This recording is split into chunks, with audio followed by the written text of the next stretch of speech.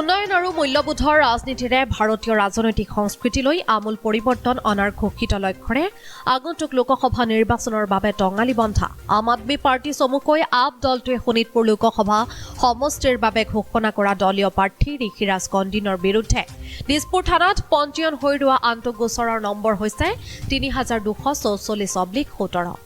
দিছপুৰ থানাত প্ৰবঞ্চনামূলক এই গোচৰটো ২৭/১১/২০১৭ত তৰিছিল গুৱাহাটীৰ জয়ানগৰৰ ভাড়াঘৰতো বাসভৱন আৰু কাৰ্যালয় খুলি বহা প্ৰবীণ কুমাৰ সোলাংকি নামৰ হাৰিয়ানাৰ ফৰিদাবাদৰ এজন ব্যৱসায়ীয়ে। কামৰূপ মহানগৰ জিলা মুখ্য ন্যায়াধীশৰ আদালতত আজিও বিচাৰাধীন হৈ থকা এই গোচৰটোৰ সন্দৰ্ভত দিছপুৰ থানাত দাখিল কৰা এজাহাৰখন এইখন। আহকচোন চাওঁ গোচৰীয়াই দাখিল কৰা এই এজাহাৰখনত উল্লেখ কৰা অভিযোগসমূহ কি। অভিযোগৰ সন্দৰ্ভত একাধিক তথ্য সংলগ্ন কৰি দাখিল কৰা এজাহাৰখনত কোৱা হৈছে, মই সংলগ্ন কৰা তথ্য অনুসৰি ঋষিৰাজ কন্দিন্য আৰু বিজু দাসে মোক অসম চৰকাৰৰ দিছপুৰ সচিবালয়ে ইছ্যু কৰা ৪৫ কোটি টকাৰ এখন ভুৱা আৰু প্ৰবঞ্চনামূলক পাৰ্চেজ অৰ্ডাৰ দিয়ে। পাৰ্চেজ অৰ্ডাৰৰ বিপৰীতে আমি তেওঁলোকক কমিছনৰ আগধনৰ ৰূপত ১৯ লাখ টকা আদায় দিওঁ। কিন্তু সচিবালয়ৰ বিষয়াৰ সহযোগত আমাক দিয়া অৰ্ডাৰটো ভুৱা আৰু প্ৰবঞ্চনামূলক আছিল।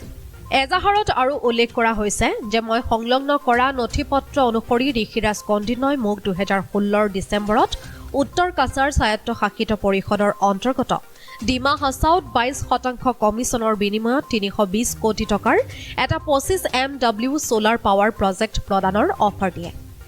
ঋষিৰাজে আমালৈ চৰকাৰী নথি, প্ৰজেক্টৰ DPR, নিবিদাৰ নথি আৰু সংশ্লিষ্ট অন্যান্য নথিও প্ৰেৰণ কৰে। আমি ২০১৬ ডিচেম্বৰত ঋষিৰাজ কন্দিন্যৰ বেংক একাউণ্টলৈ ২০ লাখ টকা স্থানান্তৰিত কৰোঁ। কিন্তু আজি পৰ্যন্ত ডিমা হাছাৰ ছ'লাৰ পাৱাৰ প্লেণ্টৰ একোৱেই নহ'ল। উত্তৰ কাছাৰৰ বিষয়াৰ সৈতে ঋষিৰাজৰ সুসম্পৰ্ক আছে। ঋষিৰাজে মোক কোৱা অনুসৰি তেওঁ উপহাৰস্বৰূপে উত্তৰ কাছাৰৰ বিষয়াসকলক গাড়ীও দিছে। ঋষিৰাজ কন্দিন্য আৰু বিজু দাসে আৰক্ষীকে ধৰি প্ৰশাসনিক বিষয়া আৰু অসম চৰকাৰৰ মন্ত্ৰীৰ সৈতে থকা যোগসূত্ৰৰ সহায়ত প্ৰবঞ্চনা, কেলেংকাৰী, অবৈধ কাম কাজ ইত্যাদি কৰি থাকে। ঋষিৰাজ কন্দিন্য আৰু বিজু দাসে মোক কৈছিল, তেওঁলোকে মন্ত্ৰীকে ধৰি তেওঁলোকক পইচা দি থাকে। সেয়েহে অসম চৰকাৰ আৰু অসম আৰক্ষীয়ে তেওঁলোকক একো কৰিব নোৱাৰে।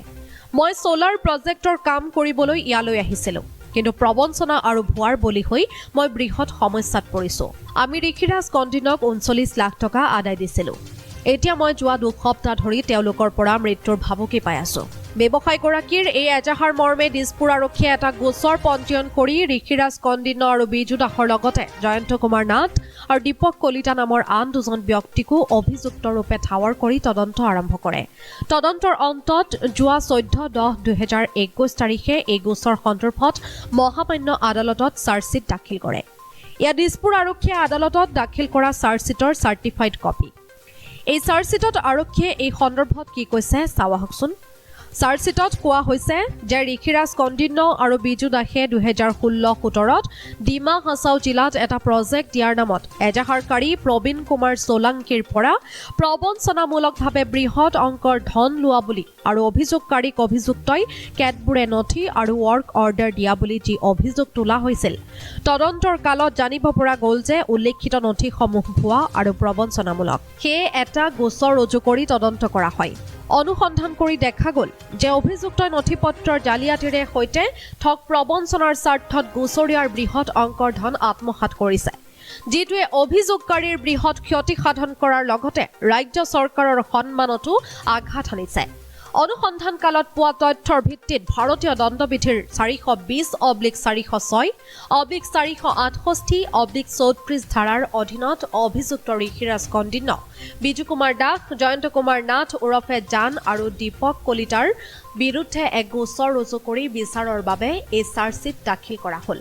দিছপুৰ আৰক্ষীয়ে ইতিমধ্যে চাৰ্জশ্বীট দাখিল কৰা এই দুটা প্ৰবঞ্চনামূলক গোচৰৰ উপৰিও তেজপুৰ সদৰ থানাতো আন এটা গোচৰ পঞ্জীয়ন হৈ ৰৈছে আপৰ ঘোষিত প্ৰাৰ্থী ঋষিৰাজ কন্দিন্যৰ বিৰুদ্ধে। লক্ষণীয় যে ২০/৯/২০২১ত পঞ্জীয়নভুক্ত আৰু শোণিতপুৰৰ আৰক্ষী অধীক্ষকৰ ওচৰত দাখিল কৰা এই গোচৰটোৰ গোচৰীয়া হৈছে শোণিতপুৰ জিলাৰ তদানীন্তন উপায়ুক্ত ভূপেশ চন্দ্ৰ দাস। এই গোচৰৰ সবিশেষ আমি তুলি ধৰিম পৰৱৰ্তী প্ৰতিবেদনত। ব্যুৰ' ৰিপৰ্ট, অগ্নিকৰ নিউজ।